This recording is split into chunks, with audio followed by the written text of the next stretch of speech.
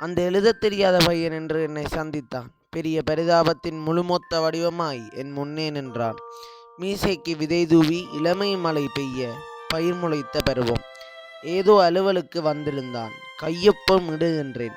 இடது கையின் பெருவிரலை ஊன்றி வெட்கிச் சிரித்தான். அது ஒரு செத்த சிரிப்பு. என் இதயம் கலன்று அவனிட்ட ஒப்பத்தின் மேல் விழுந்து கத்தியது. பின் கருகி பற்றியது. அவன் காதல் உணர்வுகளை என்னென்று ஒருத்திக்கு எழுதுவான் வருங்காலம். அழகு முகம், கீழுதடு இரத்தச் சிவப்பு, பெண் விழுவாள் இவற்றில் மயங்கி.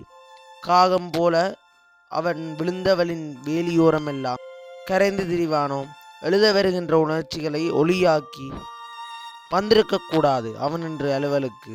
எனக்கு நிறைய வேலைகள் இருக்கின்ற தினம் என்று. இனி என்ன, நான் இல்லை. அந்த எழுதத் தெரியாத வருங்கால மனிதனதி போனாலும் நான் இருந்தபடி கதிரையிலேயே உலக பாடசாலை அனைத்தையும் நினைத்துவிட்டு எண்ணுகின்றேன். அந்த நதி வெறும் நாளில் சீறி ஒளியெழுப்பி ஓடாது, உறையும் சிறு துளியாய்.